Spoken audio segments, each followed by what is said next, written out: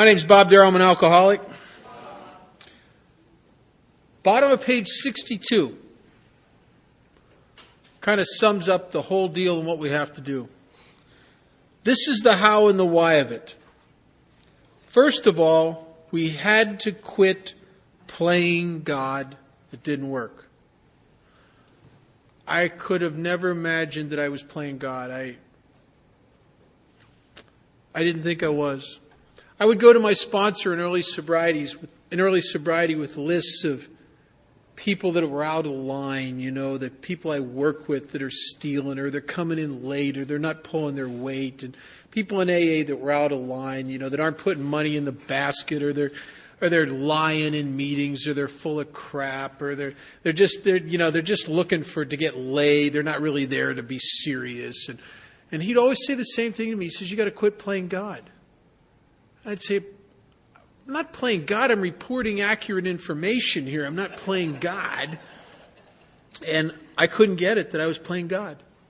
I had climbed up on the throne of judgment, and I was playing God in a state of separation between me and you. And it says it didn't work. And that's the problem. I think I have done that all my life because I have this illusion that it'll work. If you're like me and secretly you got the egomaniac with the inferiority complex going on inside you, that you really feel less than and awful and inadequate and full of fear, and yet you have this tremendous ego that rises up to compensate for the inferiority and the fear.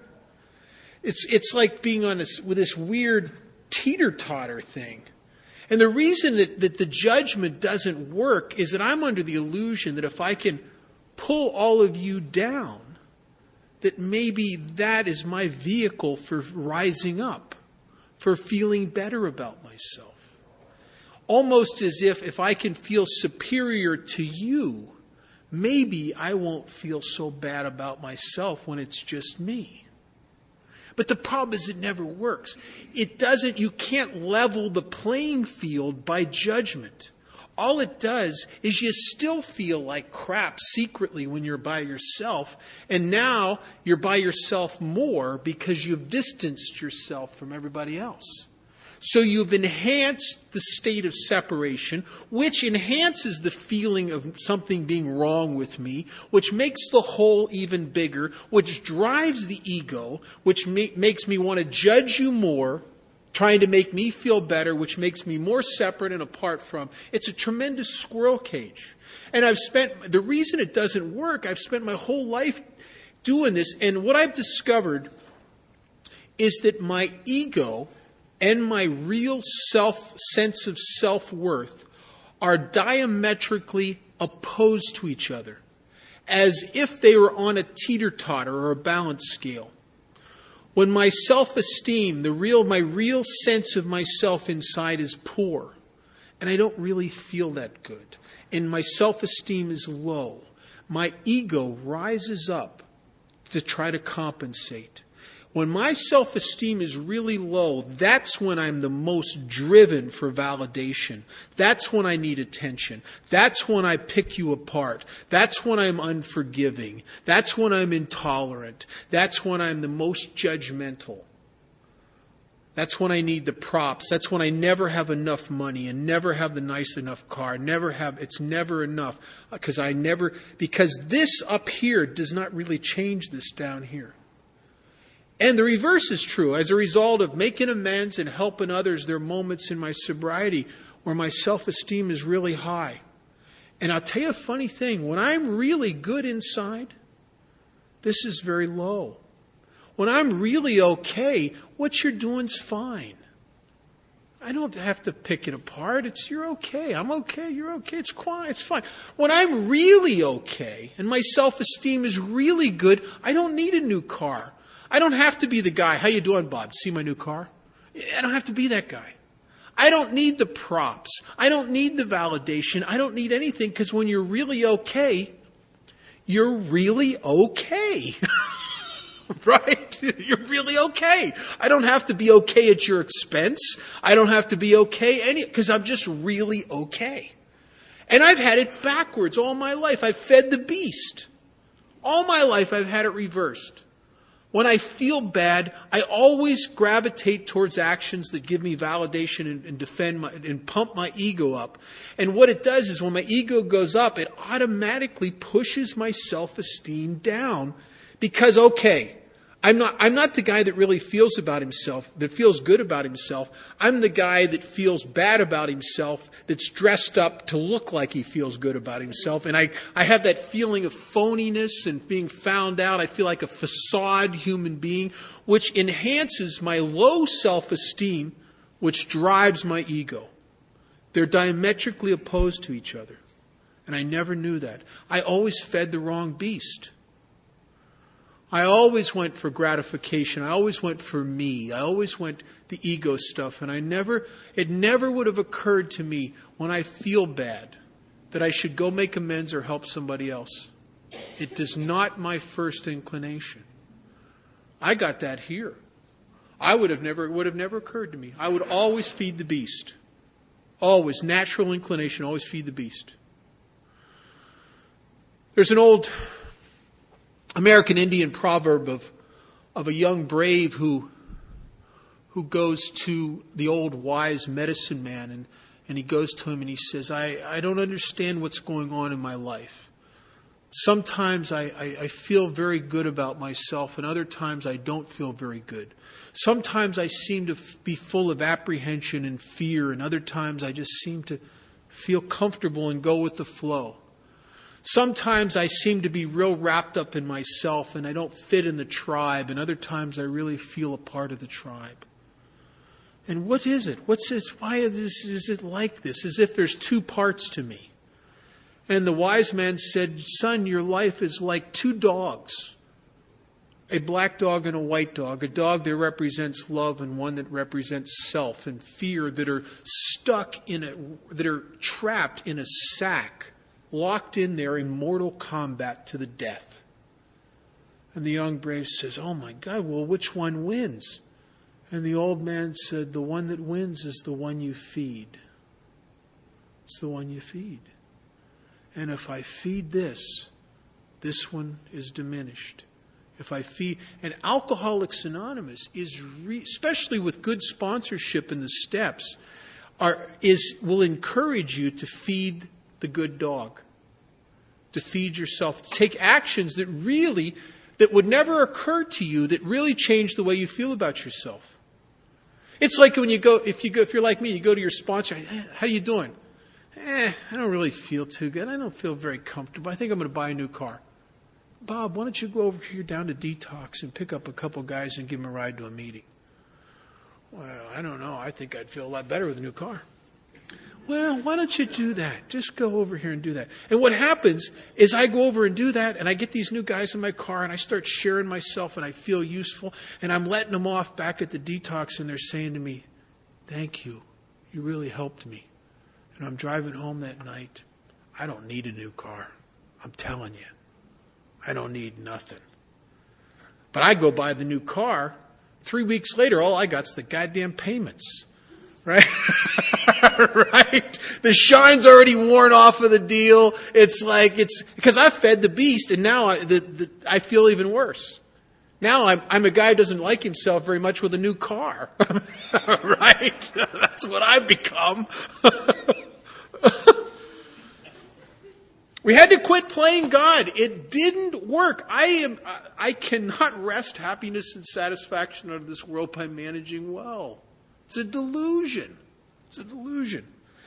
Next, we decided that hereafter in this drama of life, God was going to be our director. He is the principal and we are his agents. He is the Father and we are his children.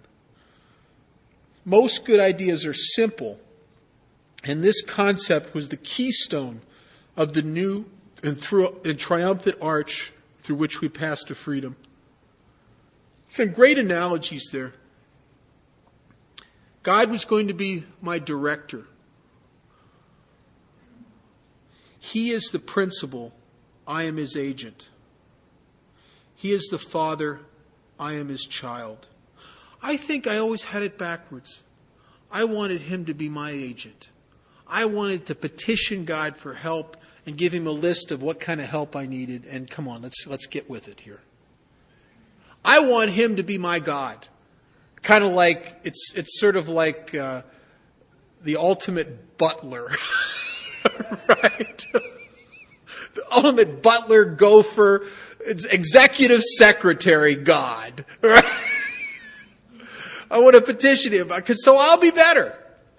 And what Alcoholics Anonymous is talked about is to stop that. Stop trying to have Him be your God. And Bob, why don't you be His man? Why don't you let Him be the principal? You be the agent. He's the director. You're the guy who shows up and say, how can I help? He is the Father. You are the child. It's a whole different position. It's the position of someone who's surrendered. It is the position of someone who gets it, that they will fail managing their own life. I cannot wrest happiness and satisfaction out of this world by managing well.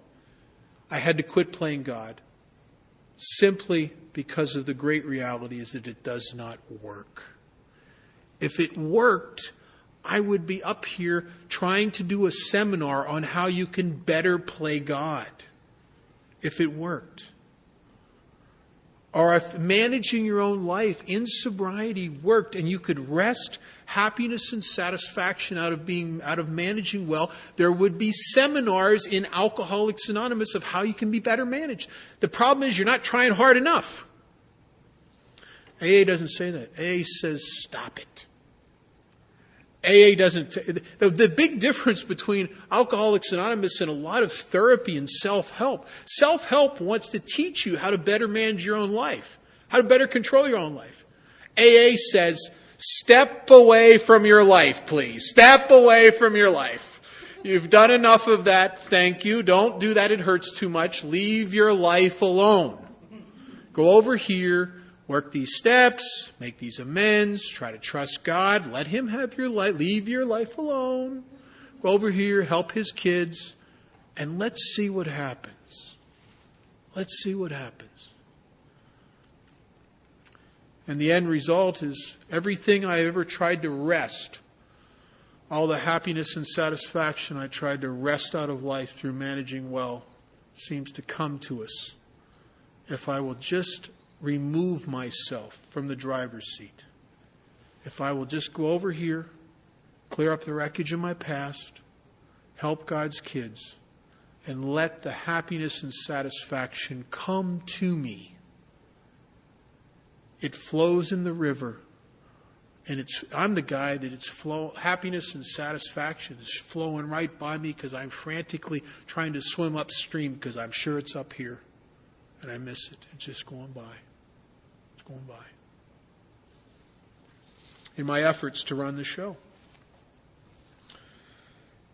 When we sincerely, top of 63, when we sincerely took such a position, and that's the position of step 3, all sorts of remarkable things followed. And these are the third step promises. Tremendous promises.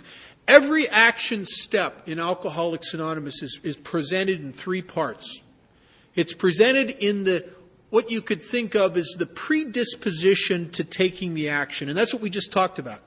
If you get it that you're the failure at running your own life, if you get it that you cannot wrest happiness and satisfaction out of this world by managing well, if you can get it inside you that selfishness, self-centeredness is the root of your trouble, if you can get it how you invariably cause yourself harm by making decisions based on self and people retaliate, if you can get everything that we talked about, then there's some action that's required, and the action is to take this position of turning your will and your life over to the care of God. That's the action.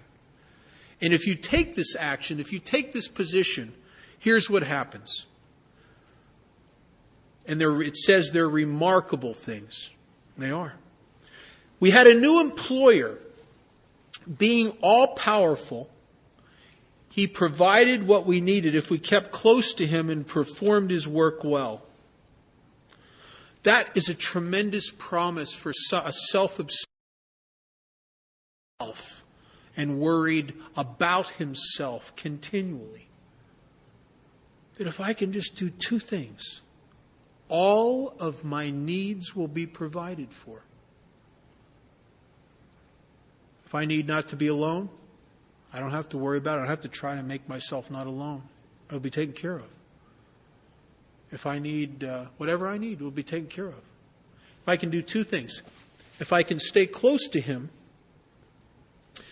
and perform his work well. And I think that just matters that it is my job to try to put some energy into a contact with God. That every day is the day where I will turn my consciousness towards him. Now, some days I turn my consciousness towards him. I will get up in the morning and I will get down on my knees and I will pray. And I'm praying to the air. And other days I get down on my knees and I feel connected. And it doesn't make any difference. The thing that's important is that I make the effort to continually focus myself in that direction, whether I feel it or not. Because I think that the reality of the Spirit is that the Spirit has movements, just like the seasons of the year. And there are times when I'll be taking the action and there's nothing wrong with my program. And I'll feel like it's wintertime. I'll feel everything shut down and desolate and barren. And my conscious contact is really not very conscious, except that I keep turning my consciousness towards him. I'm taking the action, but I don't feel connected. And then there are other times when I feel so connected, I want to get a tent and a tambourine. You know what I mean? I feel plugged in, hooked up. And I'll tell you, it doesn't matter. I think the worst times are when I feel like I need the tent and the tambourine. That's the most dangerous time for me. And the important thing is whether I feel plugged in or I don't feel plugged in. I do two things every day. I try to stay close to him. I just keep taking the action of turning my consciousness towards him, whether I feel connected or not. And I perform his work well. And it doesn't take a rocket scientist to be in AA to finally get it after reading this book and being around here for a while that really comes down to one thing and one thing only. It's helping his kids. I have been divinely crafted to be of service to people who are exactly like me and suffer from alcoholism like me. I can't, not that I can't be helpful in a church. I can be helpful in a church. But I am not as divinely crafted to be of service there as I am with a bunch of drunks who are dying from alcoholism like I was dying from alcoholism. When in that light, my whole life makes sense. Why I've been through all of that, why I felt like that, why I struggled with that stuff. Why it all makes sense in that light. There's a usefulness that comes out of that. And there's a rightness to that must be surely God's will for me. And if you read this book over and over again, it talks, every time it's a problem, no matter what's going on, it says stuff like, and then we turned our attention to who we could help. It's always about other-centeredness. It's always in God's will for me. Any vision of God's will that involves making me better and it's all about me is not a vision of God's will. It's another self-delusion. Because it's another self-centered deal. God's will for me is to clean house so I can be more effective and help his kids. And the great promise is if you do that, Bob, you'll never need for anything again the rest of your life. In the process of doing that, we will fill your holes. Your holes will become filled. And I'll tell you something that I will talk about this in step 12. Those of us that are lucky enough to stay in AA and make the amends and then go sponsoring people and throw ourselves into 12-step work, discover the juice. Discover that sense that comes from helping others, that there's a magic that comes when I'm with a guy. I've listened to a 5th step, or I've spent the whole evening with a guy that's dying of alcoholism and he can't imagine living without it, and I'm sharing my experience with him. And all of a sudden, everything I've went through has become useful to him. And I will come out of that. And I will come out of that in love with Him, wanting Him to find everything I've found here. And at moments like that, I feel inside me truly the way I always imagined I would feel if I had enough love and material stuff. I have finally, in moments like that, am happy and satisfied because I am fulfilling my primary purpose. I am right with myself and right with God's universe. And it is not as a result of wresting nothing from nothing. It's as a result of performing His work. A result of doing what I made a decision to do in step 3, in the 3rd step prayer. And we're going to talk about that shortly. First promise. Great promise. Second promise. Established on such a footing, we became less and less interested in ourselves, our little plans and designs. That's a tremendous promise. For a person that is labored under the bondage of self-concern, that I could eventually, that I will be less and less interested in myself. Seems hard to believe, really. And I'll tell you what my experience has been. It's not that I've become unself-centered or lost my inclination for self-involvement. I have not. But what has really and truly happened to me over the years, as I've enmeshed myself in this process of helping others in step 12, my life has evolved into the type of life that is full of other people that I care about. And so I'll tell you what most of my days are like. I set the alarm in the morning to go off in the morning. It's rare that the alarm ever wakes me up. It's very rare. Usually it's the phone. And a half hour to an hour before I want to get up, the phone rings and it's one of the guys I sponsor. And maybe he just got to work and things are, or he's going crazy and he's afraid of this and he's resentful and all this stuff. And what happens is that I will come into consciousness concerned with him. And then throughout the whole day, the phone will ring. I will show up at my meetings. I will see the guys I care about. And a guy who has the natural inclination towards self-involvement finds myself often spending a lot of my life in other-centeredness. And that's when I'm free. That's when I'm free. And when I'm out of myself and thinking about and caring about you, it feels the way it felt in the early days of my drinking. Because one of the great things that alcohol did is alcohol relieved me of the bondage of self. I remember the early days of my drinking, walking into a party or with a bunch of guys and I felt awful. Locked up, alone, inside of me. I got my emotions and my life right on me. And I don't fit, and I can't talk to anybody, and I'm depressed, and I'm full of anxiety, and I don't like nothing. 5 shots of whiskey would get me off of me, and I could come out and play. It would relieve me of the bondage of self. And I could be one of you, and I could care about you. I could listen to you. It freed me. And so does Alcoholics Anonymous. It frees me from the only thing I've ever need to be free from. It's not the IRS. It's me. I'm the guy that I got to get away from. I'm the guy that gets on me until I feel trapped. I'm the guy that makes me feel like I'm locked up. And that's what I got to get free of. More and more we became interested in seeing what we could contribute to life. After a while, it's just, you do service just for the joy of doing it. Because you get it. It takes a while, takes a lot of years here to finally connect the dots. But when you connect the dots, That's where the good dope is.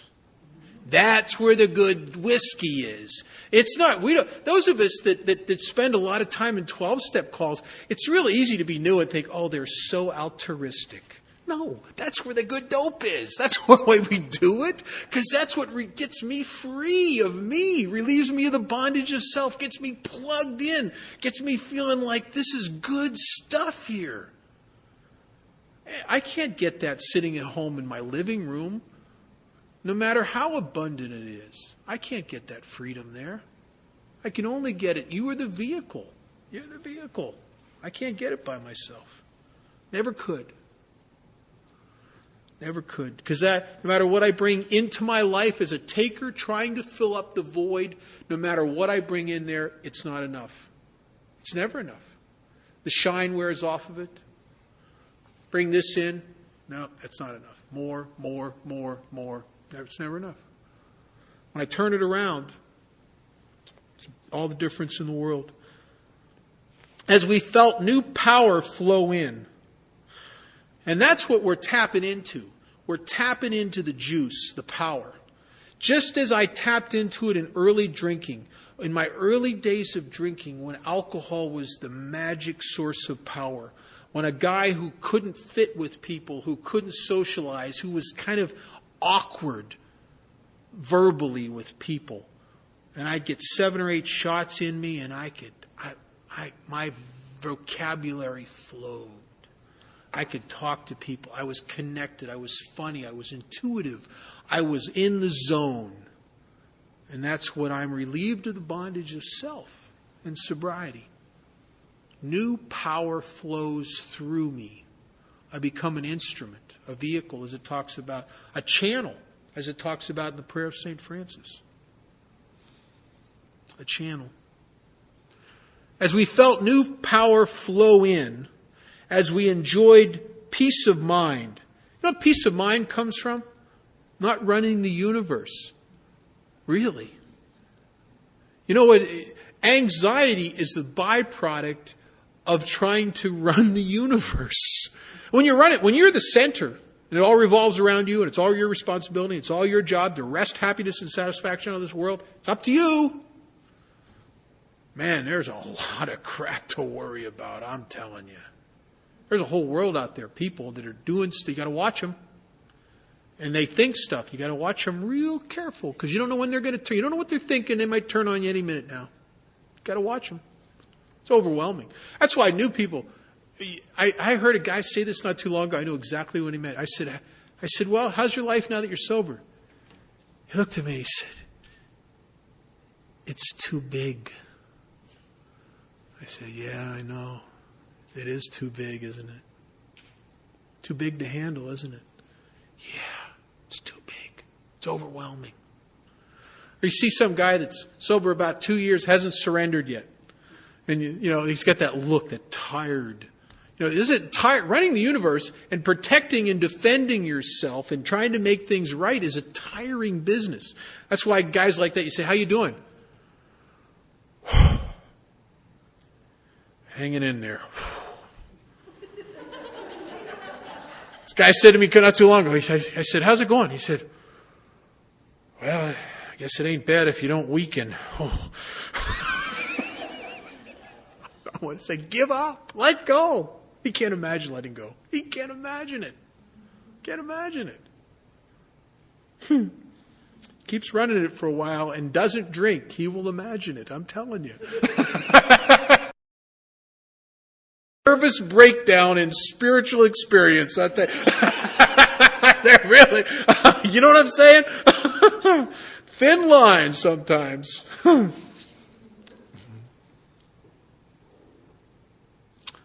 I love this promise. As we discovered we could face life successfully. Powerful stuff. I couldn't face life successfully. I was a runner. The good stuff was hard for me because I didn't know how to take praise and compliments. And it was awkward. And the bad stuff, I couldn't take criticism. I'm the guy that if I really screw up on a job, I'm probably going to quit, or I'm going to put the blame on somebody else, or I'm going to slough it off or make it look like it wasn't me. I can't be wrong. I can't face this stuff. And I'm very defended, and I have a lot of rationalizations and justifications. I have an inability to, when I screw up, stand up and say, I did that. I screwed up. I was wrong. What can I do to make it right? And that's facing life. Facing life when it's going right is not facing life. You're just on a winning streak. The real test of facing life is when you've really screwed up. Can you be a stand-up guy? Do you trust in God enough to stand up and realize your life's in His hands and you're just here to be of service? You're a servant. And a good servant doesn't defend nothing. A good servant tries to serve. And I screwed up, Master. What can I do to make it right? What you tell me, I'll do it. What can I do to make it right? And there's a tremendous freedom in that. Because I'm no longer hostage to my own mistakes and my own bad behavior. If you can stand up and be a stand-up guy, then there's nothing that can happen in my life that threatens me. I can make mistakes. I make mistakes. Yeah, I make a lot of mistakes. It ain't so bad because if I don't defend them and I don't have to be right, then I can be wrong. And if you're wrong, it's not bad because then you get to fix it. It's good. It's good. And sometimes it's a beautiful thing to stand up and be wrong and then go make it right. That's a nice thing. It's a wonderful thing. I always thought that I had to be perfect to be anything at all. I don't have to be perfect. I just have to be able to face life successfully. I don't run no more. I was a runner. I could run without leaving the room.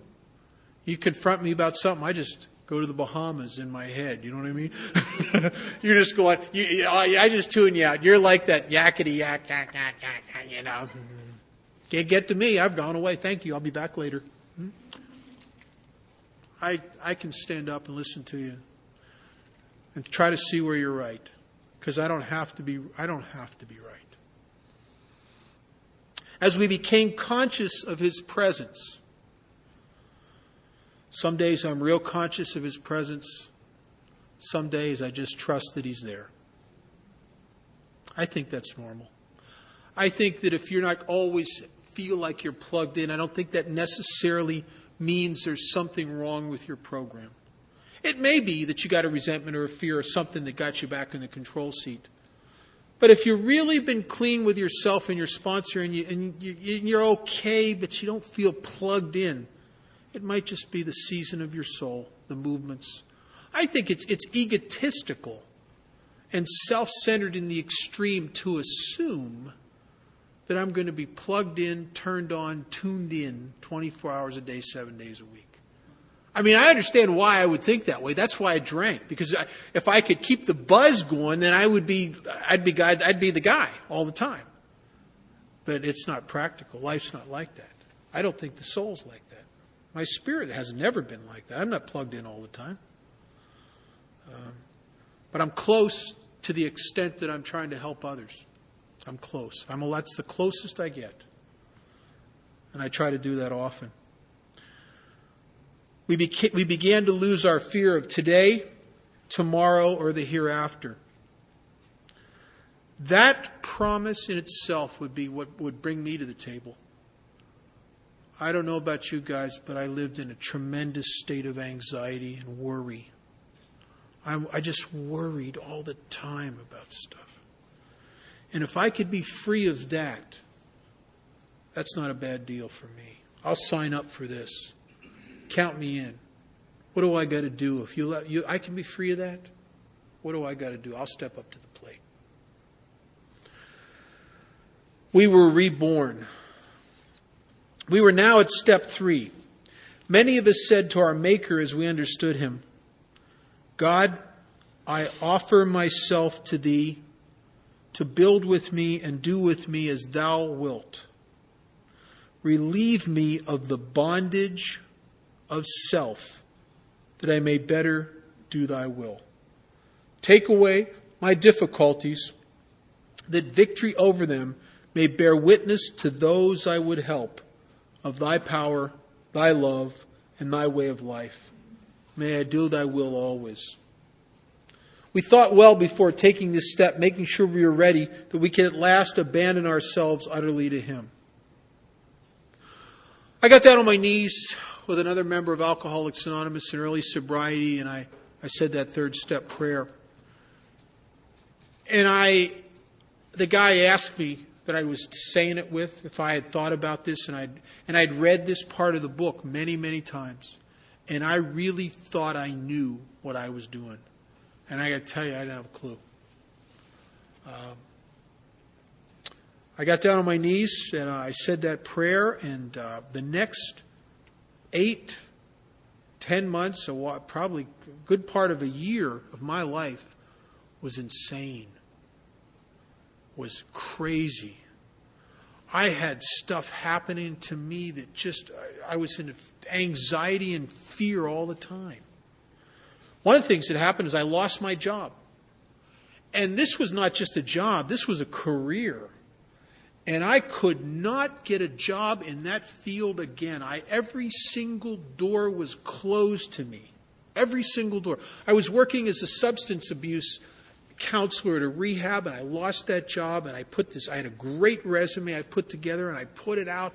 Every helping agency in Nevada, I even sent some out of state, and I could not get another job in that field. And I'm unemployed. And I'm scared to death. I'm afraid I'm going to lose everything. I'm afraid I'm going to be homeless. My roommate moves out, gets married, moves out. Now I have an apartment that I can barely afford my half of the rent when I'm employed. Now I have the whole rent and no job. My girlfriend, who I'm dating and kind of enthralled with, dumps me for somebody else. Starts going out with some other guys. And at the same time, I started going through these emotional upheavals that were crazy, and they had made no sense. I would just be sitting there, having a cup of coffee, watching some cowboy movie or some crazy thing, nothing to do with me, really, just nonsense, and just start sobbing. As if emotions that were coming out of me that were 20 years old, I don't know where they're coming from. I went to my sponsor. I said, this is awful. I am getting worse here. I should have never done that third step. This is really awful. I'm getting worse here. He said, you're right on track. I thought, for what? A train wreck? What are you talking about? It's awful. And you see, when I said that, when I got down on my knees and I said that prayer out loud in front of another guy, in front of God, I think God took that, what I was saying, more seriously than I did. Because I said to him, point blank, I said, God, I offer myself to you for you to build with me and to do with me as you will. And I was like a burnt out, abandoned building. In order to rehab it, you've got to start tearing crap out. And he started tearing crap out. The problem with him tearing it out is he never gave me the diagram. He never gave me the plan. If he'd have called me up and said, oh, by the way, Bob, this is God. We're going to have to get you out of that job because it's a dead-end job. Most alcoholics that work in the recovery get stuck and stagnant in there. We want to get you out of that job because we want you to have to be forced out of desperation to take another job over here for minimum wage, which will result in you getting a chance to buy into that company, which will result in someday you'll have a $10 million a year business. Bob, would this plan be okay for you? I just said, well, yeah, God, heck yeah, sure, sign me up. He didn't say that. Didn't know. Just starts taking stuff, building with me, doing with me. If he'd have said to me, God, we got to get your roommate out of here. God, Bob, we got to get your roommate to leave, and we got to get him to leave because there's a guy from Florida with a couple years of sobriety that's going to move to Las Vegas pretty soon. He's going to need a place or somebody to room with, and you and him are going to do a lot of 12-step work together. And he's going to help you he's going to be a catalyst to take your whole program to a new level. Would that be okay with you, Bob? Oh, yeah, you put it that way, God. Sure, sign me up. Got to get this girl out of your life. Got to get her out of your life. The guy she's going to go with after you, they're both going to drink together. They're both going to drink and never come back to AA. You'll die if you stay with her. Can we get her out of your life? Oh, yeah, get her out, God. Sure, take her away. He didn't tell nothing. He didn't say nothing to me. He just started doing with me and building with me. And it took me a long time later to actually see the hand of God in my life and realize that absolutely everything that was changed or removed had to be changed and removed from my ultimate happiness, my ultimate spiritual growth, and my ultimate welfare. But I couldn't see it at the time. And people in AA just used to keep hammering me with just trust in God, trust in God. And I would say, all right, I trust in God, but he looks a little shaky today. I don't know. I was 10 and a half years probably sober before I understood everything in step 3. Early in sobriety, after doing the third step prayer, I started saying the third step on my knees every single morning, and I still do that. I did that this morning. I get down on my knees and I say the third step prayer. Now, I'm 10 and a half years sober, and I've been saying this prayer every single day of my sobriety for 9 years, something, I don't know. Over 9 years, probably close to 10 years. And I don't know what I'm saying. Now, I don't know how a guy like me who fancies myself as bright and intelligent could say a prayer 360 plus days a year for almost 10 years and not know what he's saying. But I didn't. I didn't have a clue. And here I am. I'm a 10 and a half, I'm between almost 10 and a half, maybe close to 11 years sober, and I'm taking a guy through the steps. And we get to step 3. And we're reading this part of the book, and we're talking about it. And we're reading the third step prayer, and we're talking about it. And he says to me, let me see if I got this right.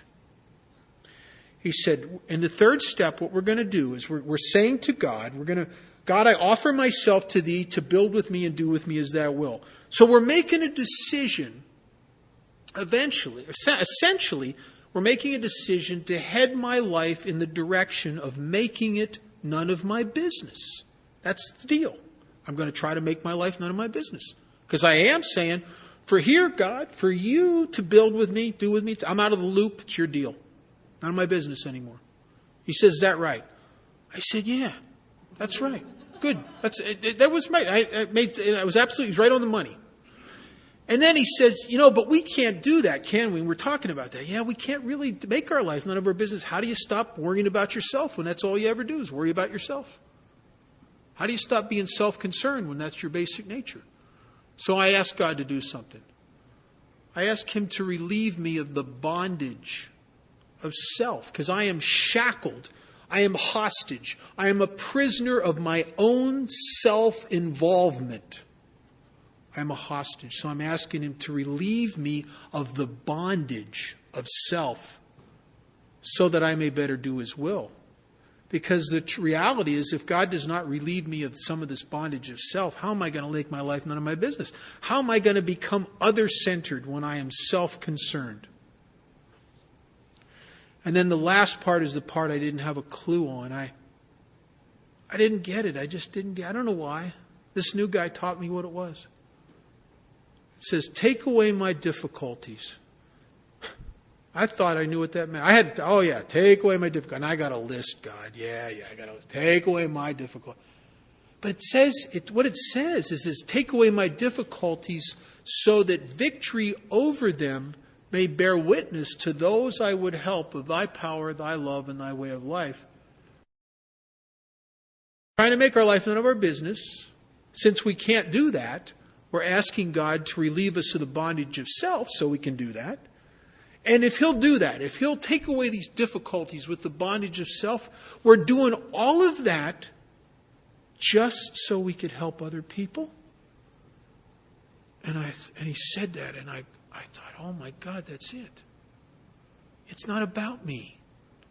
so that to take away these difficulties with the only thing I really have difficulty with, the bondage of self. If you will take away my difficulties with the bondage of self for one reason and one reason only, so that victory over them would bear witness to those I would help of His power, Thy power, His love, and His way of life. Because later it tells us that we will have entered the world of the Spirit. We will be on a different plane. And I finally got it at 10 and a half years sober, almost 11 years sober. That Alcoholics Anonymous is not, even though people try to make it, was not and never will be a self-help program. It is not a self-help program. It is a program of self-abandonment and service. The great reality of my life is I cannot fix me. And I must give up trying. So I give up. I leave my life alone. I pray that God will relieve me of the bondage of self. I take the inventory, the things inside me, the judgments, the resentments, where I've been wrong about my parents, all the things that keep me on the defensive and trying to be right. The fears that keep me locked up inside myself with a death grip on my life that I can't let go of because I got to control it. The relationships that make me feel bad about myself. The things I've done to gratify myself at other people's expense that I walk away from and my spirit has been diminished. That I clear away the things that keep me locked up inside of me for one reason and one reason only. So I can be useful. Because in the usefulness, in the service, in helping God's kids, do I get the juice. That I get the juice. Why don't we break for lunch? Why don't we say the Lord's Prayer? And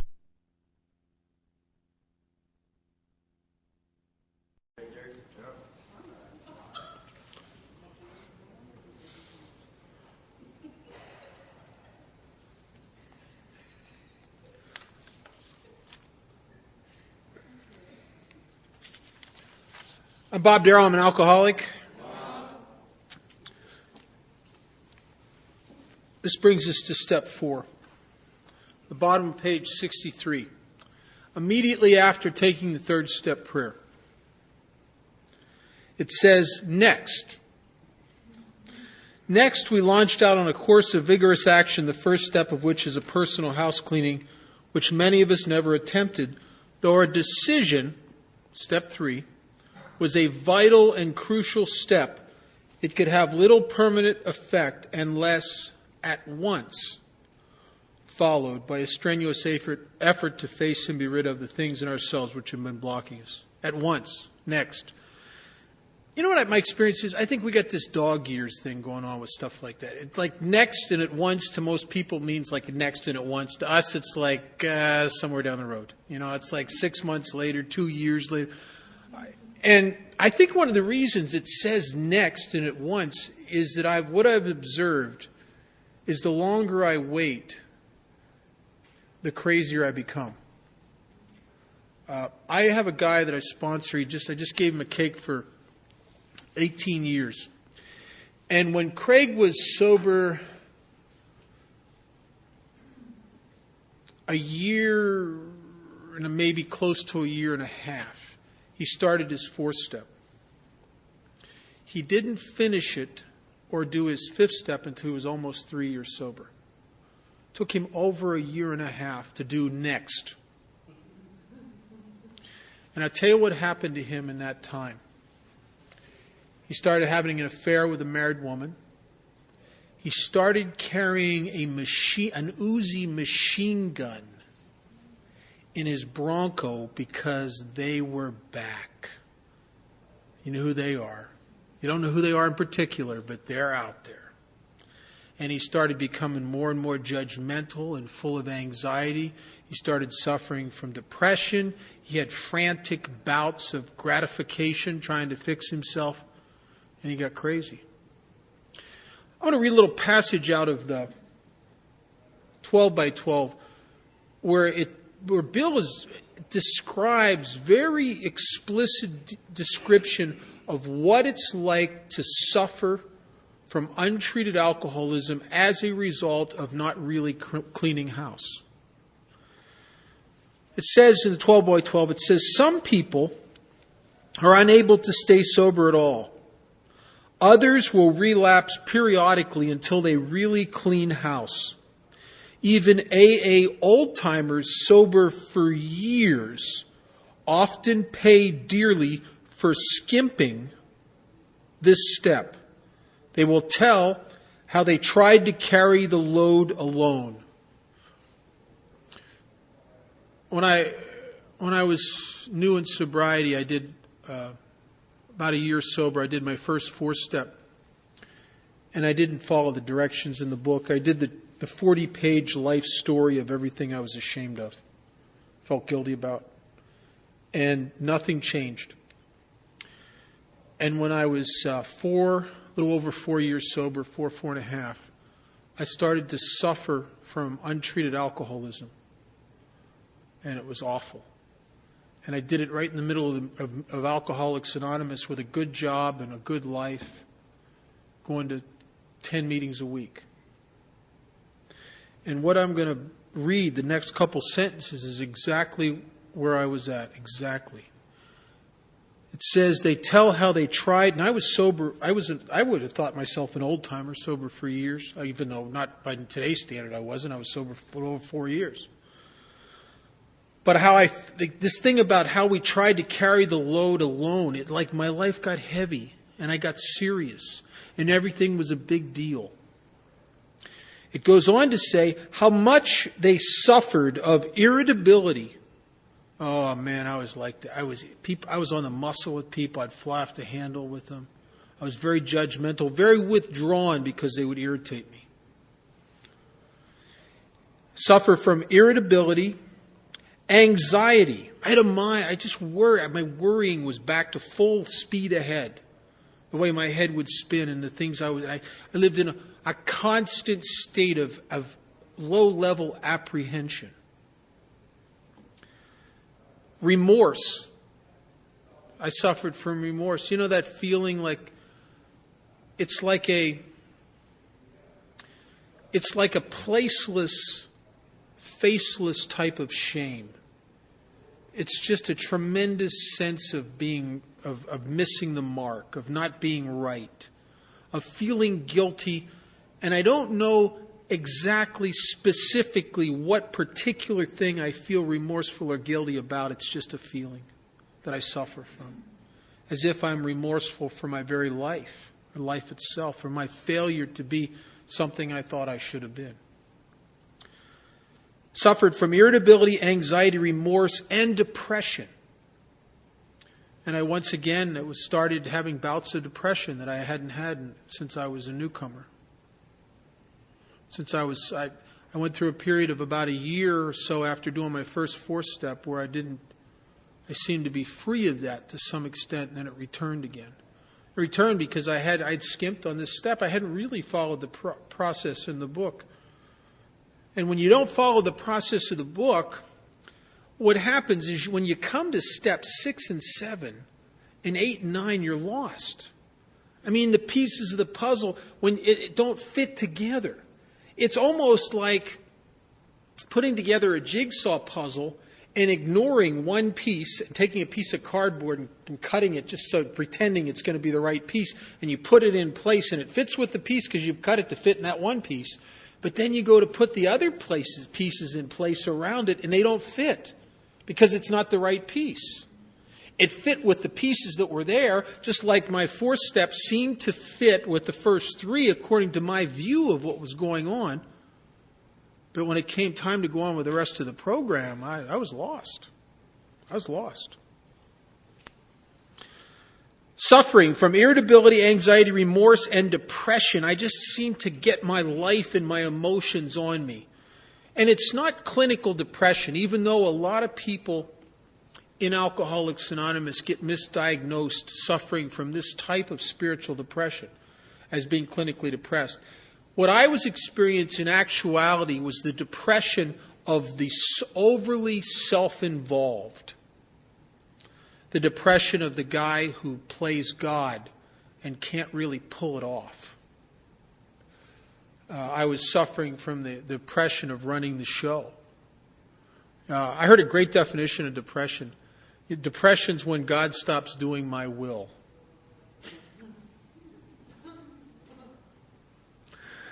Depression. I even got a better. Just thought of a better one. Depression is when God will not relinquish my job. Right. The job I've always known I would do better. How I suffered irritability, anxiety, remorse, and depression, and how this put me right over the top, and how unconsciously seeking relief from the way I feel, we would sometimes accuse even our very best friends of the very character defects we ourselves were trying to conceal. And that's exactly what had happened to me. Not only was I irritable and anxious and prone to depression, but I became very, very judgmental. I found myself relentlessly taking people's inventories, and all of a sudden that consciousness returned, that sick consciousness of separation where you sit in a meeting and you just judge everybody. And that consciousness that you can't help it. You just notice you don't look at people in a loving kind of good way. You look at them for fault. And you just you get that noticer turned on. You know, the noticer that just notices, listens to the word, listens for the imperfections, listens to you share in a meeting, and what an idiot that guy is. Jesus. Oh, listen to this. Oh, what a phony. Sounds like a Hallmark card in a recovery bookstore. Am I supposed to buy that crap? Doesn't put any money in the basket. Oh, man.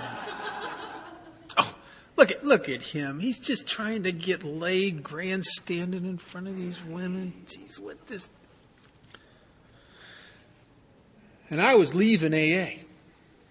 Didn't even know it. Never left the rooms. But I was leaving AA. Suffering from alcoholism, in a state of separation between me and you. And I was lucky enough to have been exposed to my friend Charlie, Don P., Franklin W., Wesley P., and some guys that by this time I'd spent a lot of time with and had showed me how to do this deal, and I went back. And by this time I'd already helped other guys that I sponsored to do it, but I'd never done it. And I went back and I did the process as it's outlined in the big book. And when I did this, I'll tell you something, nothing I have ever done in my life has changed me more, except maybe with the possible exception of sponsoring a lot of guys and doing a lot of 12-step work. The two of those things together have changed me more than anything. They've opened the channel, allowed God's grace into my life. The book says here that we're looking to face and be rid of the things in ourselves which had been blocking us. Blocking me from what? From being happy or successful? I think blocking me from carrying out the decision I just made in step 3. When I said to my Maker, God, I offer myself to Thee for You to build with me and do with me as You will. Blocking me from actually carrying that out, to actually making my life none of my business. And asking Him to relieve me of the bondage of self and to take away those difficulties so that victory over them would bear witness to those I'm going to help, that I would help. I'm blocked from carrying out the decision, as we all know. And I was the guy in early sobriety that would say, in meetings where in discussion meetings where the subject was the third step, I would say, well, I turn it over and take it back. I turn it over and take it back. I never turn it over. I did it intellectually. I could see the value in turning it over. But I am still blocked by the things in me which I have not uncovered and be rid of that force a guy like me to desperately defend their judgments, the things they're convinced they're right about, my judgments of people, all my resentment list. My wrongs were how I was wrong about you, how wrong I was about my mom and dad, how wrong I was about the women in my life, the employers I had, how wrong I was about the police. All self-centered judgments based on self that I'd made, how wrong I was in my fears. I believed my fears more than I believed the possibility of change. I was one of those, I can't do that guy. I was that wouldn't work for me. I believed the fears more than I would take the risk of change. So I was hostage to my own fears. I was blocked not only from carrying out the decision in step 3, but I was also blocked from God. I remember in my early sobriety, I remember getting to a place where I knew God was in my life and I knew I was sober as a result of Him. But I seemed to be cut off. God once again became hypothetical. He became air that I prayed to. There was no more conscious contact. I was aware of no presence in my life. It was almost as if I was cut off. And the things I would hear in meetings where people talked about the God within me there was no God anymore. Within me there was just a pack of crazy people running around. There was chatter all the time. I could not go within for intuitive thought or inspiration. There was no small, quiet voice of God within me. Or if it was there, and I believe it was so obscured, so blocked off by calamity and pomp and worship of other things. I was blocked from God. And I was also blocked from you. As an alcoholic, I lived in a peculiar sense of loneliness, a state of separation, where I could sit in the middle of a whole group of people that I knew intellectually accepted me and loved me, and yet felt separate and disconnected. Blocked in an inability to connect and integrate myself with you the way you seem to so easily do with each other. And I didn't know that from you, by my own judgments, my own resentments, my own fears, the defense mechanisms that I had put into place because I'm scared and I can't trust God. The defense mechanisms I put into place to protect me, to keep me safe because I don't know what you're going to do in the world and you and people in particular are threatening. But the walls I put up to protect me from you kept me a prisoner alone with me. And I could not get free. I was blocked. The book says, therefore, we started upon a personal inventory. This was step 4. A business which takes no regular inventory usually goes broke. Taking a commercial inventory is a fact-finding and a fact-facing process. It is an effort to discover the truth about stock and trade. When I did my first inventory and I wrote the 40 pages of all the things I felt guilty and ashamed about, I did not find any new facts about me and face any new facts. There was no new information on there. I did not discover any truth. When I shared that with another member of AA and read that 40 pages of gruel to them, everything on there I knew about. There was no new information. I was there. The only benefit that I got out of that was, I got 2 benefits out of it. Is for a little while I didn't feel guilty in meetings where the subject was step 4. Because I could point to that and say, well, I did it. Even though there was a gnawing, persistent feeling as time went on that maybe I really didn't do it. But I don't want to be wrong about I don't want to be wrong about saying that I did it when I don't want to be the guy who has to come and say, well, I didn't really do it. I don't like being wrong. And the only thing of real value that I got out of it, I think, is I shared some secrets with another human being that I'd never shared with anybody else before. And I guess, in a sense, that bought me enough time to eventually stay sober physically long enough to survive my disease, to come back and do the thing that we're going to talk about in this next portion of the book. And nothing has changed me. It was the change to this day. I've never been the same as a result of this. And I don't think I'll ever will be the same. I may drink again one day because there are no guarantees. If I stop doing AA and stop treating this disease of the spirit, I am eligible for that. But on the path to that destruction, the one thing that will be different is that I will never, ever again really be able to convince myself that I'm the victim, that you're doing this to me. Coming out of this step, I will never able to fall back into that again. I always knew the truth, and I always will. So it's an effort to find and face some facts about myself, an effort to discover the truth about stock and trade. One object is to disclose damaged or unsaleable goods, to get rid of them promptly and without regret. If the owner of a business is to be successful, he cannot fool himself about values. And I fooled myself a lot about values. I justified a lot of bad behavior and bad attitudes and bad treatment of others because I could point to something they did and feel justified. And never had to clear up my side of the street. I had a lot of screwy, double-edged values that, like if rationalizations why I did something. If you'd have done the same thing to me, it would have made me crazy. But it was okay because I did it because I had a reason. Right? I had crazy values. Crazy, crazy values. We did exactly the same thing with our lives. We took stock honestly. First, we searched out the flaws in our makeup which caused our failure. Being convinced that remember the book said selfishness, self-centeredness, that we think is the root of our trouble. Being convinced that self manifested in various ways was what had defeated us, we considered its common manifestations. Resentment is the number one offender.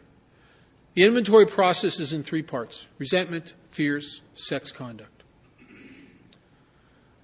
And I didn't know for a long time why they said resentment is the number one offender. I wouldn't have said resentment. I would have thought it should be guilt or shame. Because when I got sober, I was plagued with guilt from the things I did.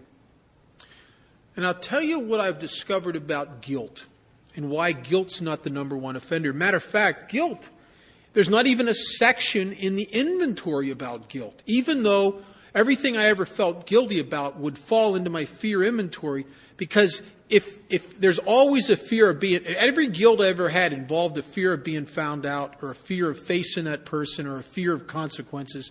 So everything that would have been, if I could have made a guilt list, would have actually ended up on my fear list. But the reason that guilt's not the number one offender, there are things that I did when I was 12, 13, 14, 15 years old, that at the time I did them, and for a period of time afterwards, I was racked with guilt. Felt awful. Tremendous fear of getting caught. Shame. Wondered who found out. Did anybody see me? All kinds of stuff like that. But I'll tell you the funny thing about guilt. As I get away from the incident, the actions I took that caused the guilt, one of 2 things happens.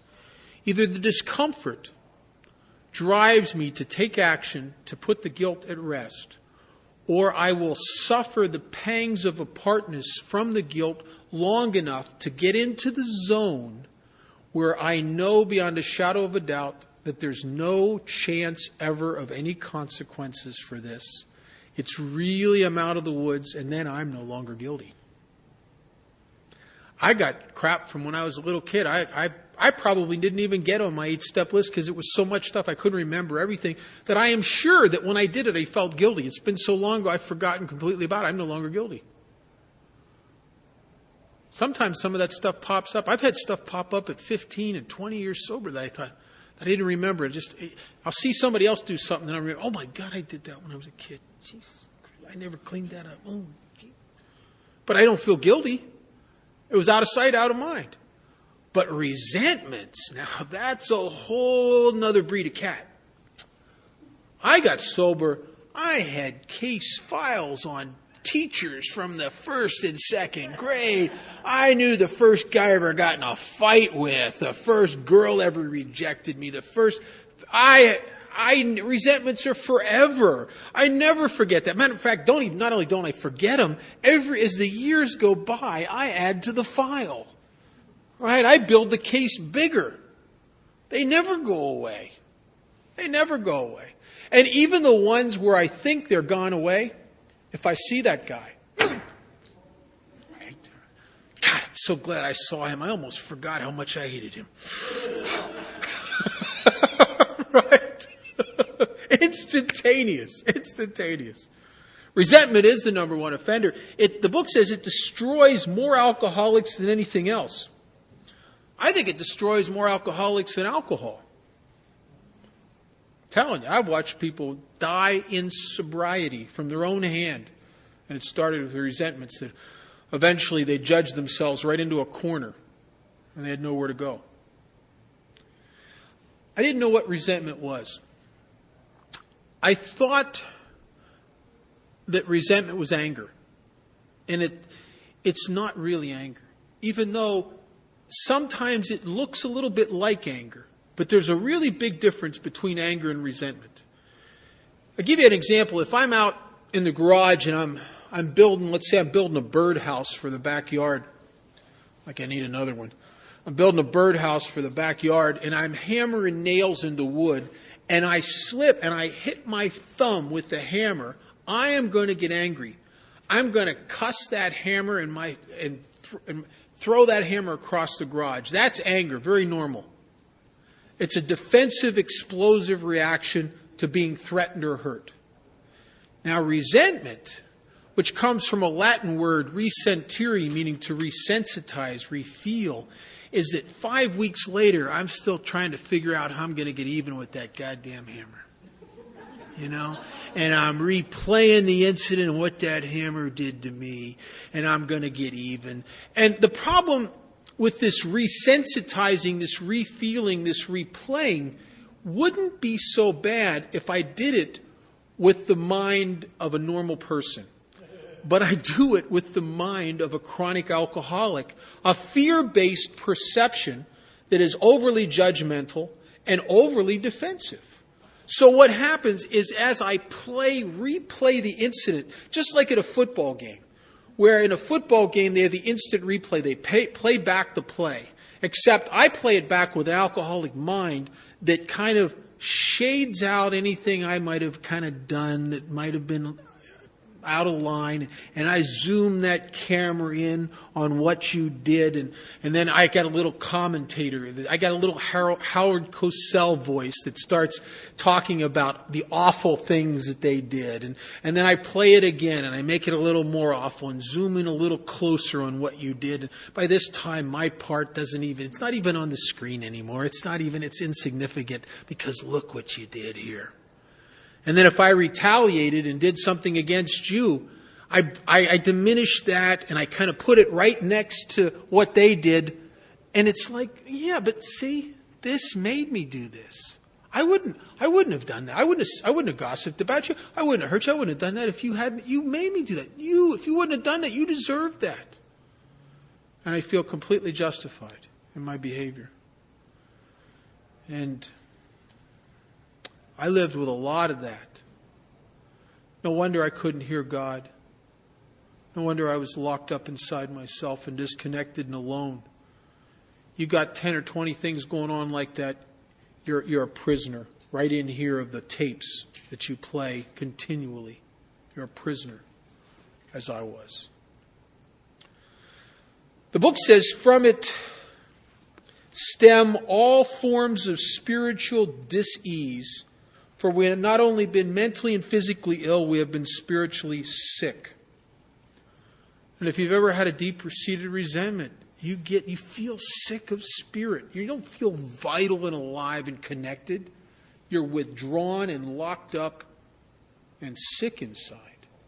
You may feel justified in the hope of being right, but it don't feel good. Don't feel good. I was with a guy not too long ago, a guy that's sponsored, and he started starting his 4-step, and he comes to me, he says, I can't think of anybody I'm resentful at. I don't have any resentments. I said, really? You don't have anybody that's pissed you off? Not really. I'm kind of an easygoing guy. I said, really? He said, yeah, nobody really bugs me too much. I said, okay, in your case, let's look at it a little different. Let's make a list of people you feel smugly superior to. And he gets this look on his face and he goes, oh, that's a long list. Oh, yeah. That's a long list. The people that you play it over and over again of how out of line they are and how better you are and how I'd never have done that and how you pump yourself up and you blow yourself up into a prideful balloon with the illusion that you're better than them. Every resentment I ever had a sick, secret feeling of superiority attached to it. I always felt somewhere smugly superior to the people I resented. That's pathetic, but it's true. It's true. So we have not only been physically ill, we have been spiritually sick. When the spiritual malady is overcome, and this is the promise, when the spiritual malady is overcome, when I can clear the stuff that blocks me from doing the deal in step 3, that blocks me from you, when I can again integrate myself and attain the unity that I've always yearned for, and also integrate myself once again with God, when I am spiritually no longer sick and separate, because spiritual sickness is really a state of separation. That's why spiritually sick people feel overly lonely. Spiritually sick people are prone to 2 symptoms, anxiety and depression. So when the spiritual malady is overcome, cause and effect, when I'm not driven in here by a state of separation and I have nothing to defend and the amends are made and everything's clean and it's a clear and clean channel. I have nothing that forces me up here to churn on, to replay, to do nothing. I'm clean. Then mentally, I'm not a whack job anymore. And as a result of not being a whack job, that thing, my ulcer will go away. The migraine headaches go away. The spastic colitis. I don't have a tendency I'm not building a tumor anymore around the people I get better physically and mentally. I get better physically and mentally. Because I am at one. Once again, as I was born to be. In dealing with resentments, we set them on paper. We listed. So I'm making a list. I'm going back through my life and I'm listing everyone I've ever felt smugly superior to, everyone that's ever annoyed me or pissed me off or not done it right or hurt my feelings or stole from me or cheated. What I'm really listing, if you were to ask me as I was making the list, nobody ever asked me or I would have thrown me into a tailspin.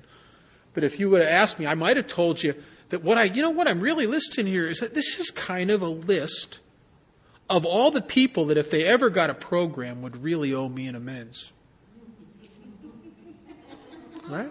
Isn't it? Right? All the people that really would owe me an amends, really. And I was told at this point, because I don't want to look bad, and I don't want to look childish, and I don't want to look infantile and stupid, that not to allow my natural inclination to minimize the resentments, to indulge my childish pettiness and really bring it all out. All the pathetic little judgments of it. I don't even want anybody to know that I could be that infantile. Put them all down. Indulge it. Put them all down. The people that didn't invite me to the potluck, every little bit, put the guy the chairman of the meeting that didn't call on me, and I had the real definitive stuff too,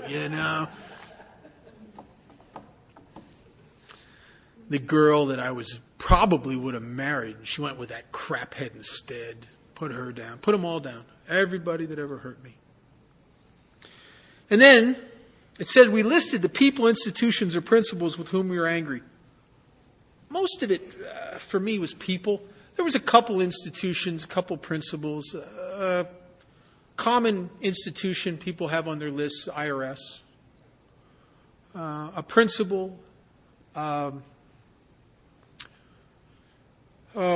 had one guy that had the 50, back in the days when it was federal law, it was 55 miles an hour on federal highways. He resented that. The principle that somebody has to tell him. And there's something about the alcoholic that we don't want to admit that certain principles bug us, but there's a part of us that always suspects we're above the law. You know, those handicap parking lot signs should be enforced for people who are inconsiderate. But I'm only going to be a minute, and I am in a hurry. The speed limit is very, very good, and you people really should stick to it. Can't you see it's for your own good? It's for the good of everybody else. But I'm in a hurry. It's okay. As if I'm above the law, right?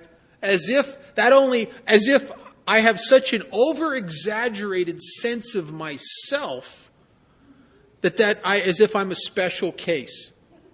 As if it applies to everybody else, but not me. My case is different. I need to drive 70. See, your life is pathetic and unimportant. I'm in a hurry here. Right? It's awful. Isn't that awful to think that way? I've had those thoughts, though. I've been that guy in traffic that acts as if he thinks he's so special, right, that I don't have to drive the speed limit.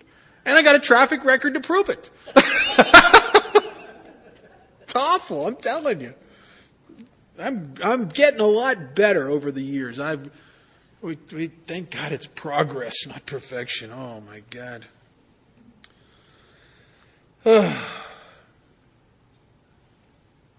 We ask ourselves why we were angry. Column number 2. So if you're looking on page 65, there's 3 columns. Column number 1, people, institutions, principles.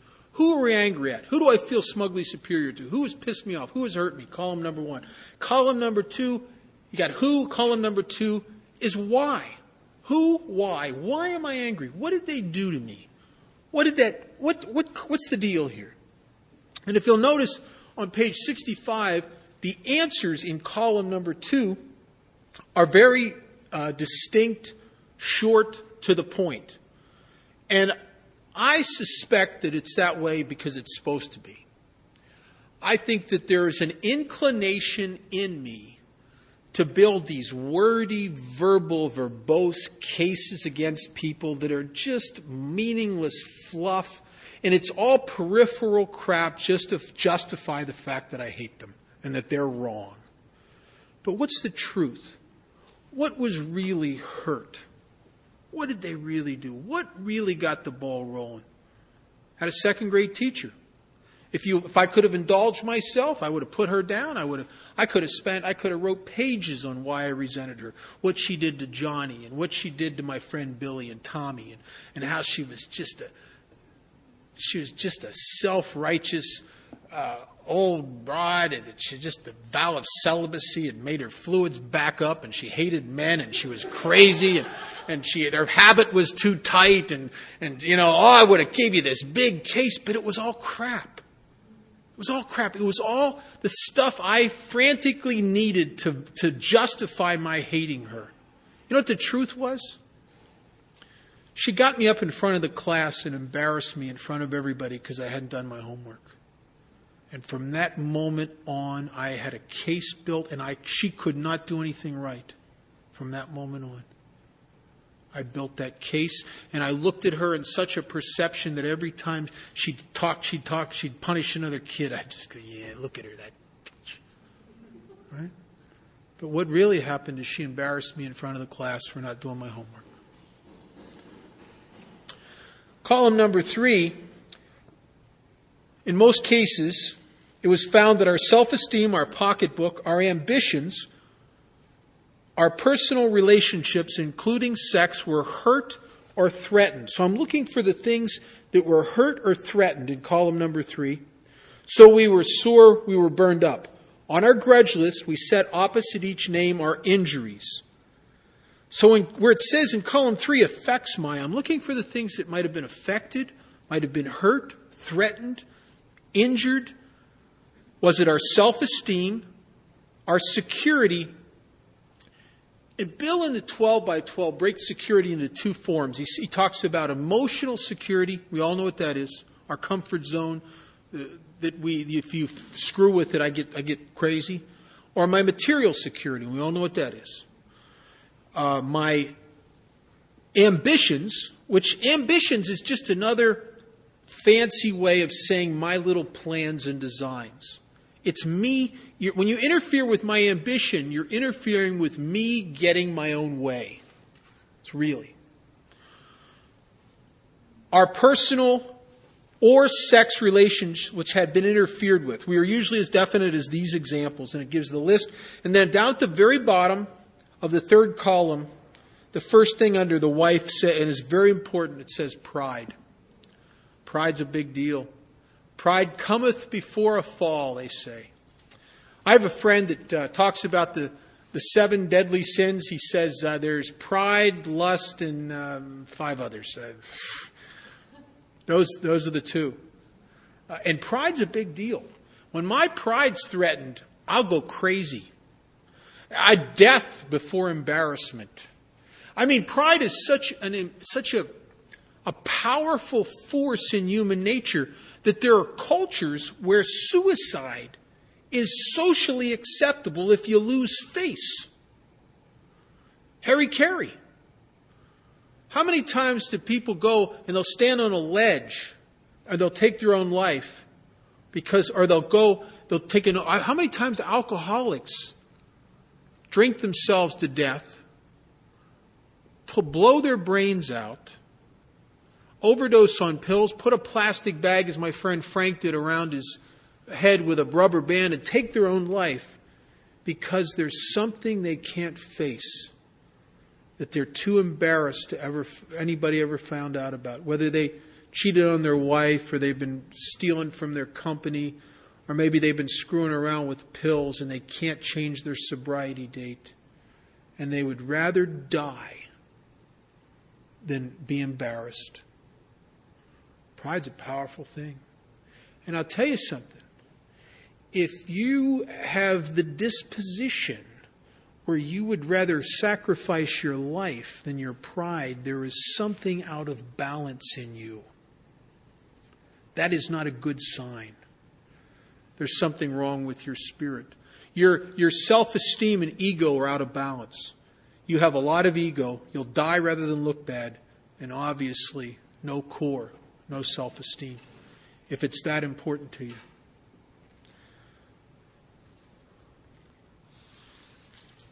Bottom of page 65, we went back through our lives. Nothing counted but thoroughness and honesty. When we were finished, we considered it carefully. The first 3 columns of the 4th step is not really the thrust of the 4th step. It is a necessary indulgence into victimization that is absolutely necessary to do the real magic and the real healing work of the next 2 pages, page 66 and 67. If you only, and I've met people that do this, they do their 4th step and they do the first 3 columns and that's it. And I'll tell you something, if you do that, you will get sicker because you've just victimized yourself at depth. What you've done is you've pulled out every case file and your whole resentment you've had in your whole life and put it on paper and showed how they screwed with you, they interfered with you, they threatened you, they hurt you. That's not it. But that's necessary in order to do the healing. The magic that we're going to talk about in the next 2 pages is the thing that really changes us, that gives us that 180-degree turn, that gets me free. So we considered it carefully. Looking at these 3, how much I've been a victim, the first 3 columns, the first thing apparent was that this world and its people were often quite wrong. Very apparent to me. Nobody ever really understood or treated me right. You know, it's no wonder by the time some of us get here, we've victimized ourselves so much by our resentments. A lot of us get here, we get that feeling like no one's ever done so much for so many, so often, for so little. You know, we feel like you get the holes in your hands from the cross, you know. But the book says to conclude that others were wrong was as far as most of us ever got, and the usual outcome was that people continued to wrong us and we stayed sore. Even if I changed towns and I got away from you. You know a funny thing would happen? Some idiot would show up and be just like you somewhere else. And what happened is I stayed. I could get away from you, but I couldn't get away from the center of judgment in me. I couldn't get away from the guy that kept putting me in that place of conflict. I couldn't get away from me. And I stayed sore. I was locked in a pissed off position all my life, always on edge, always a little bit uptight, always anxious, always defensive, always afraid of being wrong. Pathetically afraid of being wrong. The usual outcome was that people continued to wrong us. We stayed sore. Sometimes it was remorse, and then we were sore at ourselves. And the reason that happens is, you see, when I unleash the dogs of judgment, they don't just bite you. They always come back and bite the master. So just as I've gone through life being hard on you and putting you down for being imperfect, then I get alone with myself, and I can't shut that off. I do the same thing to me. And that's why I feel inadequate, and I feel like worthless, and I feel ashamed of myself, and I'm full of remorse, and I ain't perfect either, and I can't stand it because I can't allow you not to be perfect, and I can't allow me not to be either. I am just as I'm a tough taskmaster with you, I end up doing the same thing with me. That's why we'll get to this in the 9th step, but in step 9, there's nowhere in step 9 where it talks about making amends to yourself. Nowhere. That's crap that is bleeded in here from well-meaning counselors and treatment centers. What happens in step 4 through 9 is that I will come, as we're going to get into this, I will come to take you, understand you, and forgive you and accept you as is, really, and take you off the hook. And the funniest thing happens is as I reduce the level of judgment in my own life and take all the other people off the hook and start to have understanding and compassion for them and see how I could have done that stuff and I ain't perfect, they're not perfect, we're on the same page here. As I do that to them, what happens is I go home at night and I put my head on the pillow and my head doesn't have to work me over no more. Forgive us our trespasses as we forgive those who trespass against us. I have to reel in the dogs of judgment, and when I get them to stop biting you, you know what happens? They don't bite me either. That's why there's nowhere in Alcoholics Anonymous where I make amends to myself. I make amends to you, and what happens is I end up feeling different about myself. Cause and effect.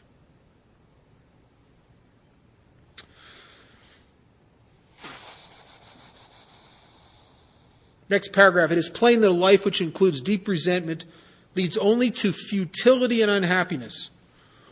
When I'm resentful, I am not happy. And it's futile. You know what's so futile about it? Do you ever sit for hours and plot revenge? And you never do anything. It's pathetic. You go through your head, I'm going to blow their house up. I'm going to kill their kids. I'm going to burn them alive. I'm going to run them over. I'm going to poison their dog. And you never do anything. And if you're like me, you get to the choice where I either have to do all of that and risk prison for the rest of my life, or now I feel even more pathetic because I'm a blowhard in my own mind. Right? It's like it's pathetic. It's futile and unhappy. Resentful people are not happy people, and they live a futile existence. To the precise extent that we permit these, do we squander the hours which might have been worthwhile, but worse. With the alcoholic, whose hope is the maintenance and growth of a spiritual experience, this business of resentment is infinitely grave. We found that it is fatal. For when harboring such feelings, we shut ourselves off from the sunlight of the Spirit. The insanity of alcohol returns, and we drink again. And with us, to drink is to die. If we are to live, we had to be free of anger. The grouch and the brainstorm were not for us. They may be the dubious luxury of normal men, but for the alcoholic, these things are poison. I don't think they're being dramatic there. Where it talks about they're infinitely grave, they're fatal, they'll kill us, the insanity of alcohol will be shut off from the sunlight of the Spirit, they're poison, the insanity of alcohol will return, we'll drink, for us to drink again is to die. They're saying this is fatal. I don't think they're being over dramatic. I'll tell you about me. You get me locked up inside my own head, grinding away at something that I can't let go of. And I am completely shut off from any sunlight in my life at all. If God, as He does in my life, talks to me through people, when I got a deep resentment, I could be in a meeting, God could try to be talking to me, and I ain't hearing nothing. Because I'm in my head thinking about getting even. I can't pray. There's no conscious contact in my life when I got a deep resentment. I get down on my knees. I say, God, please help me to stay sober. And I'd sure like to kill that son of a bitch. It just bleeds into everything. It bleeds into everything. I am absolutely shut off. And I'll tell you what happens. See, with a bottle of wine, I can sit for hours and plot revenge and feel good about it. But sober, it's brutal. Because comes a point where I'm like the rat. I don't want any more cheese. I just want out of the trap. There comes a point with deep-seated resentments where I start to hunger I got to get out of here. I got to get out. I can't do this anymore. And I start hungering for freedom, and I want to bust out. I want to get away from this. And the only thing I've ever known that in my whole life that instantaneously could free me when I'm locked up inside me like that is about a pint of whiskey. And a pint of whiskey or a certain amount of alcohol could free me. And I tell you, I'm the kind of guy if you lock me up inside of me long enough and start putting the screws to me, my alcoholism starts putting the screws to me, eventually I'm going to risk a lot of crap in order to get free. I'll ignore the fact that the last 10 times I drank it was awful and almost destroyed me. I'll ignore the fact that it didn't work the last couple times I drank, that I was just as pitiful drunk as I was when I was sober. I'll ignore the fact that it hadn't really been fun for probably the last 5 years that I drank. I'll chance one more time that I might get the sense of ease and comfort in it that I'd once found when I was 18 and 20 years old. Because my emotions by this time will have driven me insane. Locked up in here with the resentment grinding away, I go crazy. Danger. And I don't know how long I can stay that way till I eventually have to get relief. Eventually. So we turn back to the list. Now we're getting into the real meat. The next 3 paragraphs is really the deal. We turn back to the list, for it held the key to the future. We were prepared to look at it from an entirely different angle. Hopefully, by this time in this process, I want to be free of me more than I want to be right.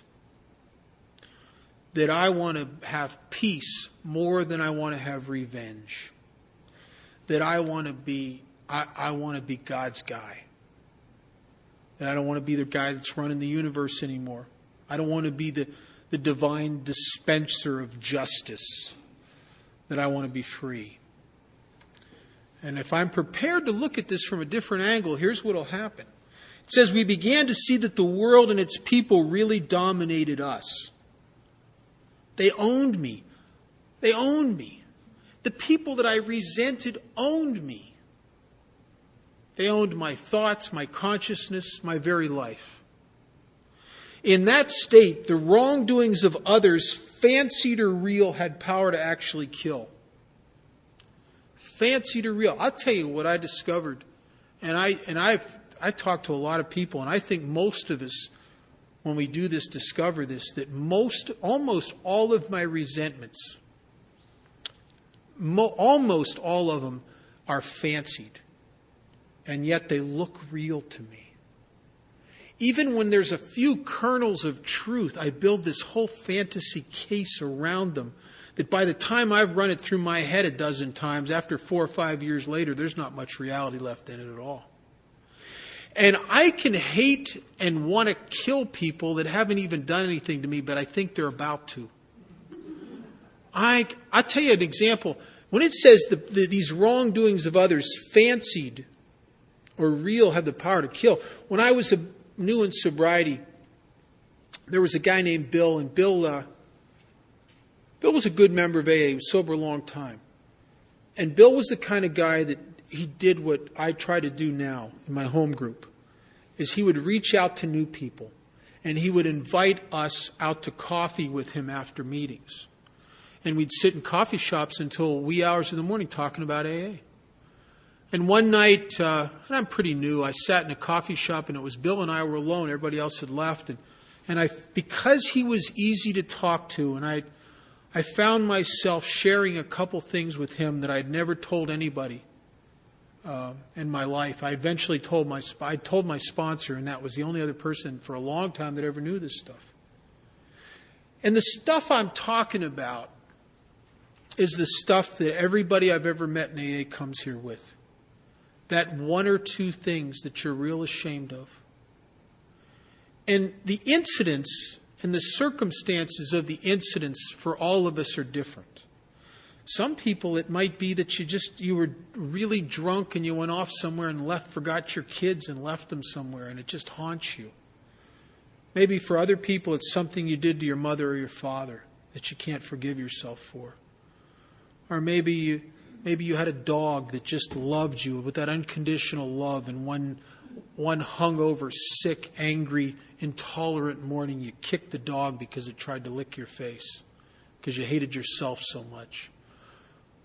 Or maybe you stole some money and you can't ever imagine, you don't want anybody to know about it, you feel bad about it. Or maybe you had inappropriate sex with something outside your species or something. I don't know. I don't know what it is. Maybe you beat your kids. Maybe you had, I don't know. But I know one thing. I've never met an alcoholic that didn't get sober with something they were ashamed of, a secret that they've been carrying around. And I sat in that restaurant that night and I told Bill about these things I'd never told anybody.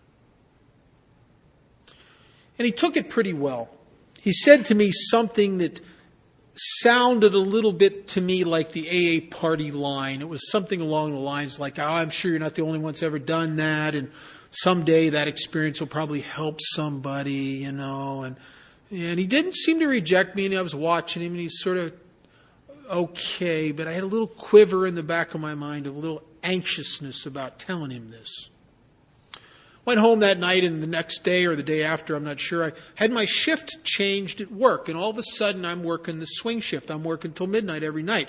And because I'm working to midnight, I didn't see Bill anymore because we went to different meetings. I started going to lunch meetings, he went to night meetings. And I didn't see him for the good part of a year. And I walk into a meeting on my night off one night, at a meeting that I normally would never go to. I'd never been to it before. And Bill was there. He's one of the only guys I knew there. Actually, there were a few other guys, but he's one of the guys I knew. And I was glad to see him. And the meeting's about to start. He's across the room. I said, "Hey, Bill, how you doing, man? Good to see you." And he wouldn't say hi to me. And not only wouldn't he say hi to me, he had this look on his face where he didn't even want to acknowledge me. He didn't even want to look at me. He had a look on his face of what appeared to be contempt, a look of, leave me alone. Get away from me. Leave me alone. And I sat down, the meeting started, and I'm crazy. Because I'm hurt. I know that this guy has been judging me for that crap I told him. And I guess somewhere inside of me, there was a part of me that couldn't blame him, because God knows I judged myself terribly for that stuff. Terribly. And I think I secretly believed that if you knew about it, you would judge me as harshly as I did. And I sat there in that meeting, and I'm hurt, and I don't hear nothing in the meeting. I'm in my head, And I'm getting angrier and angrier and pissed, and I'm thinking what a hypocrite he is. And he tried to act like that didn't bother him. And then I had this spiritual awakening of sorts in the meeting. I thought, wait a minute. The reason he won't look me in the eye and say, hi, that son of a bitch has been telling everybody that stuff. And all of a sudden it was this epiphany experience. I thought, oh my God, that's why that girl would not go out with me. She knows him. He's told, oh my God, and so is a good friend of his. And now that I think about it, he's been a little off, a little distant now that I think about it. I'm going to kill him. I'm waiting. I'm there cocked and ready. I'm waiting for the meeting to be over, and I am going to beat the crap out of this guy and feel justified doing it because he's destroyed me in Alcoholics Anonymous. He's told everybody this stuff, and it just makes me crazy. I am insane. And the meeting's about over, and I'm ready to go beat him up.